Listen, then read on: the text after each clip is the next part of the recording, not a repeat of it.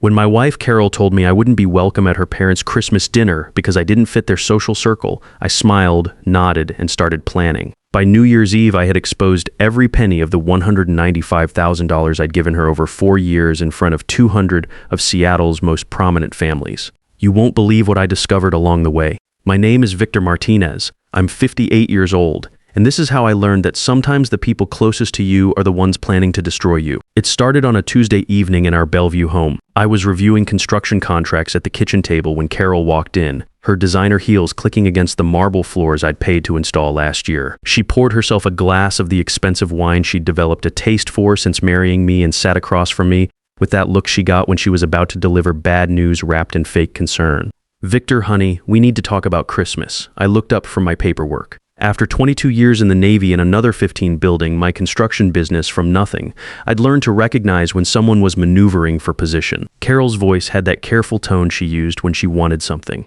"What about Christmas?" I asked. She took a sip of wine and avoided my eyes. "Well, my parents have invited some very important people this year. The Hendersons from the Yacht Club, Judge Morrison and his wife, the Caldwells from Father's Bank. It's going to be quite formal. I waited in the Navy. We called this softening the target. And frankly, Victor, they're concerned about how you might fit in with their guests." There it was, 4 years of marriage, and we'd finally arrived at the truth. I set down my pen carefully and looked at my wife of 45. Her blonde hair was perfectly styled, her makeup flawless, her outfit probably worth more than most people made in a month. All of it paid for with money I'd earned with my hands while she played house. "What exactly are they concerned about, Carol?" She shifted in her chair. "You know how my family is? They're very traditional, very refined. These people expect a certain level of sophistication, and I don't have that level of sophistication. It's not that you're not sophisticated, it's just different. You tell stories about construction sites and military deployments. You eat with your hands sometimes. You laugh too loudly." I nodded slowly. "I see. And what do you suggest?" Relief flooded her face. She'd expected a fight, and I was being reasonable. "Maybe you could visit Helen for Christmas? Your sister always enjoys seeing you, and this way there won't be any awkwardness." Awkwardness. That's what I was to my wife's family, an embarrassment to be managed. "Of course," I said. I wouldn't want to make anyone uncomfortable. Carol beamed and reached across to squeeze my hand. "I knew you'd understand. You're so good about these things, Victor.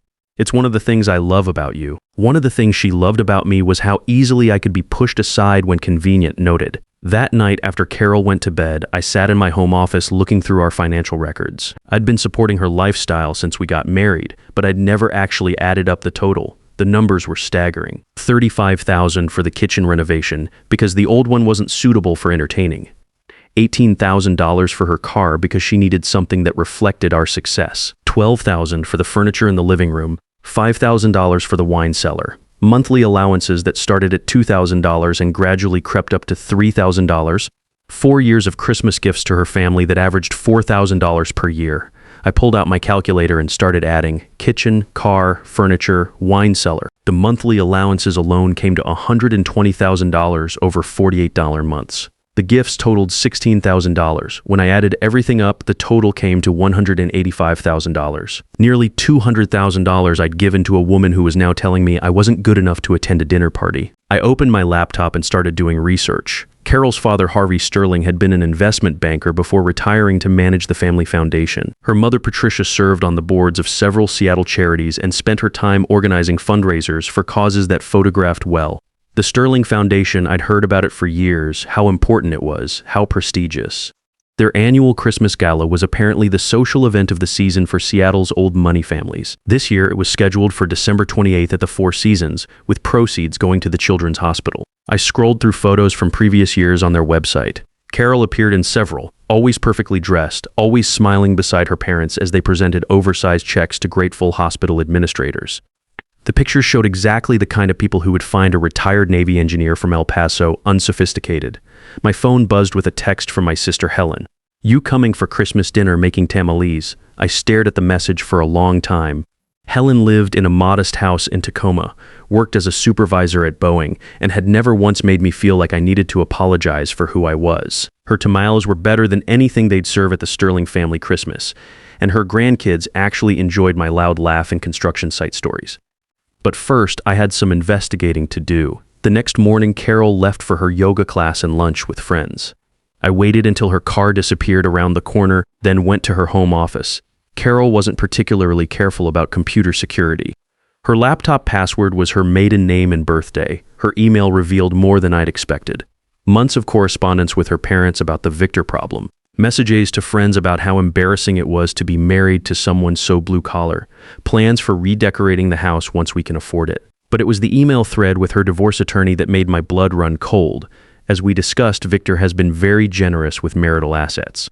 Given his contributions to house improvements and my parents' foundation, we should be able to claim significant support. The key is timing the filing to maximize retention of assets while minimizing his ability to hide income.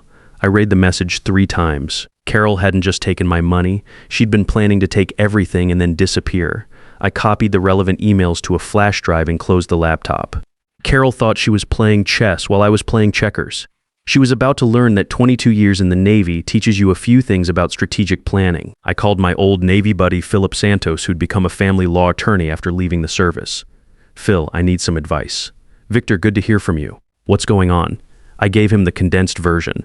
The financial support, the Christmas exclusion, the discovery of the divorce plans. Phil was quiet for a moment. Jesus, Victor, how much money are we talking about? $155,000 over 4 years. And I've got documentation for all of it, gift or loans, never established either way. I just gave her what she said she needed. Do you have any evidence of how she really feels about you? Any documentation of the discrimination? Working on it. Good. In Washington state, emotional abuse and financial manipulation can affect asset division, but you'll need solid evidence. Phil, what if I told you I had an opportunity to expose all of this publicly in front of everyone who matters to her family? I'd say be very careful. But if you have documentation and you stay within legal bounds, sometimes public pressure can motivate people to settle fairly. That afternoon, I made a phone call to the Sterling Foundation. Sterling Foundation, this is Margaret speaking. Hi, Margaret, this is Victor Martinez. I'd like to make a donation to your Christmas gala auction. Oh, how wonderful. What did you have in mind? I'd like to sponsor one of the major auction items, something that would require me to speak at the event. Well, our highest sponsorship level is $50,000, and yes, that includes remarks during the auction portion. Perfect. Who do I write the check to? Over the next 2 weeks, I prepared like I was planning a military operation. I organized every bank statement, every receipt, every piece of evidence. I made copies of Carol's emails and text messages. I researched the guest list for the gala and identified the key influencers who would be there. I also started paying closer attention to Carol's daily routine. She had lunch every Tuesday with her friend Barbara, a real estate agent who'd been divorced twice and seemed to enjoy giving advice about men. I made it a point to be near the restaurant where they met, close enough to overhear their conversations. He's just so predictable, Carol was saying as I sat at the bar, hidden behind a newspaper. Victor thinks he's so smart with his little construction business, but he has no idea how the real world works. Are you still planning to file in January? Barbara asked. Of course, my attorney says timing is everything. Right after the holidays when he's feeling generous and guilty about Christmas. We'll clean him out before he knows what hit him. They laughed like they were discussing the weather. I finished my drink and left, adding another piece to the puzzle of my wife's true character. The following week, Carol came home excited about something she'd seen at a boutique, a $3,000 dress that would be perfect for the gala. Victor, honey, I know it's expensive, but this is such an important event for my family. The photographer from Seattle magazine will be there, and you know how these things look in the society pages.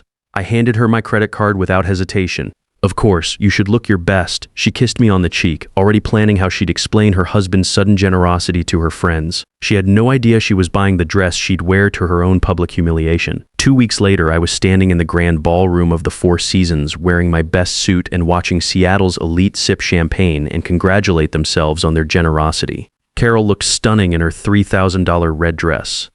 She'd been surprised when I'd told her I'd be attending after all, as a major donor, but her social climbing instincts had overridden her concern. Victor, darling, I had no idea you were planning this, Patricia Sterling said, air kissing my cheek with the enthusiasm of someone greeting a large check. I like to support good causes, I replied.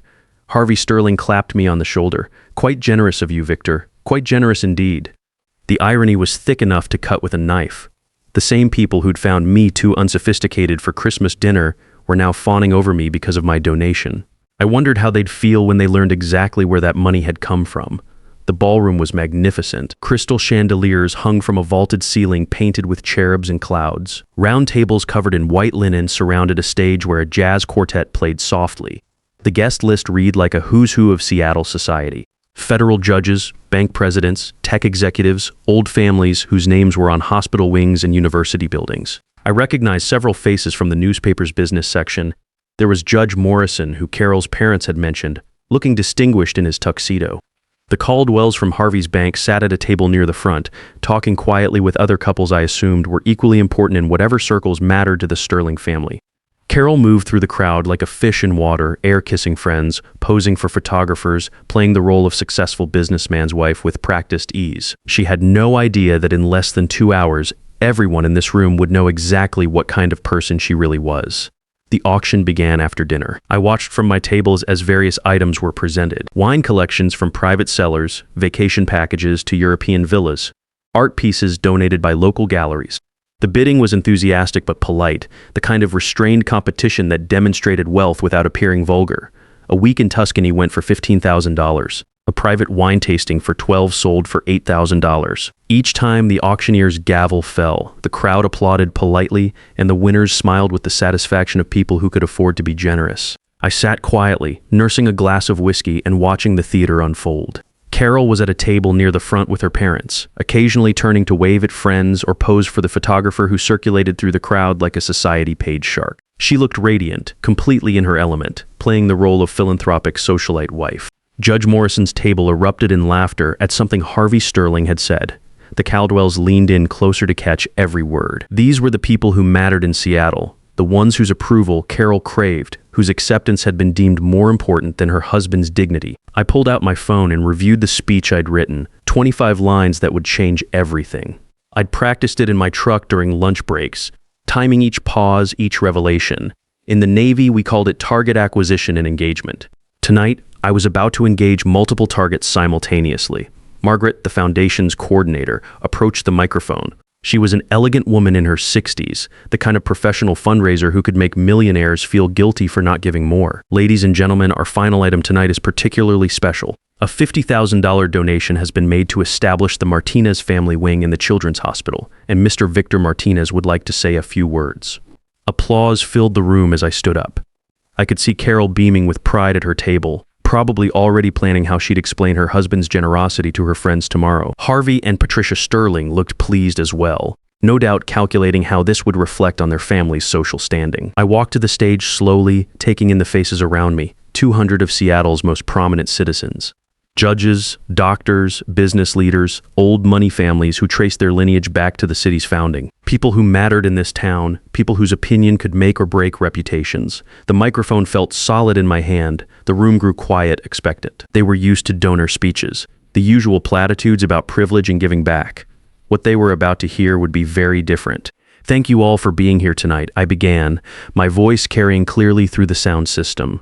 I'm honored to support such an important cause. Children deserve the best care possible, regardless of their family's background or circumstances. Polite applause rippled through the crowd. They expected the standard speech about childhood dreams and community responsibility. I've been thinking a lot lately about family, I continued, scanning the room slowly, about what we owe each other and about what happens when trust is broken. Carol was still smiling, but I could see a flicker of confusion in her eyes. This wasn't going according to script. 4 years ago, I fell in love with a woman who seemed to share my values. She spoke about family, about building something together, about the importance of supporting each other through good times and bad. The room was completely silent now. This was clearly not the usual donor speech, and people were starting to pay attention. Over the past 4 years, I've given my wife $185,000 to support her lifestyle and her family's various needs. I believed I was investing in our partnership, in our future together. I could see shock register on faces throughout the crowd. Several people turned to look at Carol, who had gone very pale. Harvey Sterling was starting to rise from his chair, but Patricia grabbed his arm. Last month, I discovered that this woman I loved, this family I'd supported, didn't consider me good enough to attend their Christmas dinner. I learned that I was too blue-collar, too unsophisticated for their social circle. Gasps rippled through the crowd. Someone dropped a wine glass, the crystal shattering on the marble floor with a sound like breaking ice. I also discovered that my wife has been planning to divorce me for months, with help from her family specifically to maximize how much of my money she could take, while ensuring I couldn't touch assets I'd helped them acquire. The silence was absolute now. Every phone in the room was probably recording. Judge Morrison leaned forward in his chair, his legal mind processing the implications. The society photographer had stopped taking pictures, his camera hanging forgotten around his neck. So tonight, I want to dedicate this donation to something important. This $50,000 represents exactly 1/4 of the money I gave to people who saw me as nothing more than a walking ATM with inconvenient emotions. I reached into my jacket and pulled out a thick manila folder. My hands were steady, my voice calm. 22 years in the Navy had taught me to function under pressure. I have documentation of every transfer, every gift, every payment. I have emails discussing how embarrassed they were to be associated with me. I have legal correspondence detailing their plan to take my assets and disappear. Carol's face had gone white as paper. Harvey Sterling looked like he was having a heart attack. Patricia sat frozen, her wine glass tilted at a dangerous angle. The Martinez family wing will help children who need medical care. But more importantly, it will stand as a reminder that family isn't about social standing or sophisticated dinner conversation. It's about respect, loyalty, and treating each other with basic human dignity. I set the folder on the podium with deliberate care. The sound echoed in the silent ballroom like a judge's gavel. Copies of all documentation will be provided to anyone interested in reviewing the facts. Thank you for your time, and I hope you'll think about what family really means as you go home to your loved ones tonight. I walked off the stage into absolute silence. Then, slowly scattered applause began. It grew louder as I made my way toward the exit, until nearly half the room was clapping. The other half sat in stunned silence, processing what they just witnessed. Judge Morrison was nodding slowly, his face grim. The Caldwells were whispering furiously to each other at tables throughout the ballroom. Conversations erupted as people tried to make sense of what had just happened. The careful social order of the evening had been shattered like expensive crystal. In the lobby, I handed copies of the documentation to 3 reporters I'd contacted earlier. The Seattle Times, the Business Journal, and a freelancer who specialized in society scandals. Tomorrow's headlines were already writing themselves. Prominent family's secret shame exposed at charity gala. Mr. Martinez, said the Times reporter, a sharp-eyed woman in her 40s. Can you confirm the accuracy of these financial records? Every penny is documented. Bank statements, canceled checks, credit card receipts. All of it legal. All of it verifiable. The freelancer was already typing on his phone. This is going to be huge. The Sterling family has been Seattle royalty for 3 generations. They're about to learn what happens when royalty forgets how to treat their subjects, I said. Carol caught up with me in the parking garage, her carefully applied makeup running down her cheeks in black streaks. The $3,000 dress was wrinkled from her rushing through the crowd, and her hair had come undone from its perfect styling. Victor, please let me explain. I turned to look at her one last time. 4 years of marriage reduced to a conversation in a parking garage while Seattle's elite gossiped about our destroyed relationship upstairs. There's nothing to explain, Carol. You made your choice 4 years ago when you decided I wasn't good enough for your family. I just made mine. This will destroy us. My family's reputation, the foundation, everything we've worked for. You should have thought about that before you decided to destroy me. She grabbed my arm, desperation replacing her usual composed demeanor. Victor, the money, I can pay it back. We can work this out. My parents have connections. They can make this go away. I looked down at her manicured hand on my jacket sleeve, the same hand that had signed emails planning my financial destruction. Carol, your parents' connections just watched you humiliate me in front of 200 people. Those same connections are going to read about tonight in tomorrow's newspaper. How exactly do you think they're going to help you now? The reality hit her like a physical blow. Her face crumpled as she realized the magnitude of what had just happened. What am I going to do? You're going to figure it out the same way I figured out how to live without a wife who respected me. You're going to learn what it's like to earn people's trust instead of buying it. I got in my truck and drove away, leaving her standing in the garage in her expensive dress, probably calculating how much this would cost her in the divorce settlement. In my rearview mirror, I could see her calling someone on her phone, probably her divorce attorney, probably getting very bad news about her prospects. The next morning, I had breakfast with Helen and her grandkids at their kitchen table in Tacoma.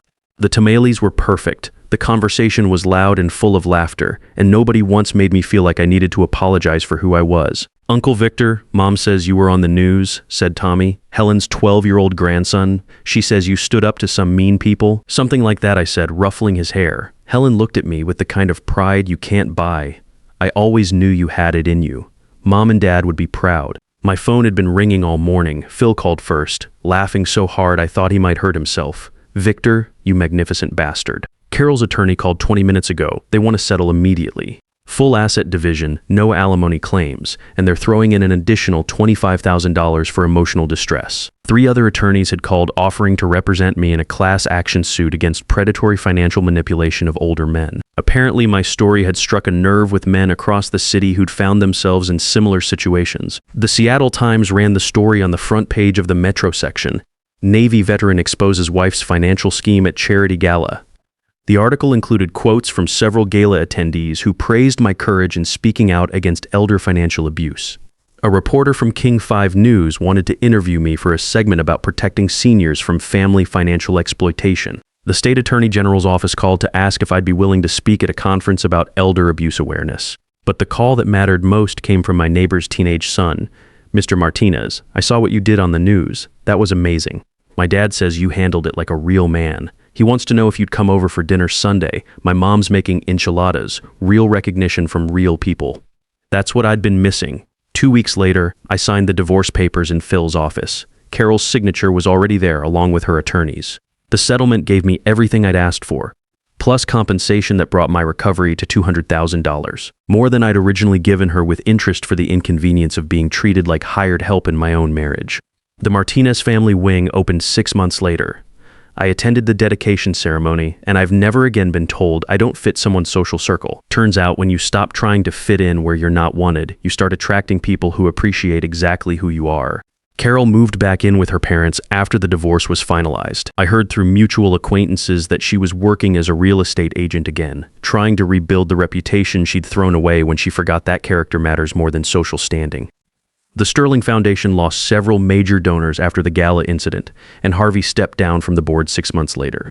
As for me, I'm doing better than fine. I've got my sister's family, my Navy buddies, and the satisfaction of knowing I stood up for myself when it mattered most. I've also got a new girlfriend, a Boeing engineer named Maria, who thinks my construction stories are fascinating and my laugh is exactly the right volume. Sometimes the best revenge is just showing people who you really are and letting them decide what that's worth. The Sterling family learned that lesson in front of 200 witnesses, and I learned something too. Respect isn't something you buy with monthly payments and expensive gifts. It's something you earn by respecting yourself enough to walk away from people who don't value what you bring to their lives. Never let family exploit your generosity. When love becomes conditional on your wallet, it's time to close the account and find people who value you for who you are, not what you can provide. Sometimes the most powerful move isn't fighting back with anger, but with strategic patience. Document everything. Plan carefully, and let their own actions destroy the reputation they care about more than your feelings.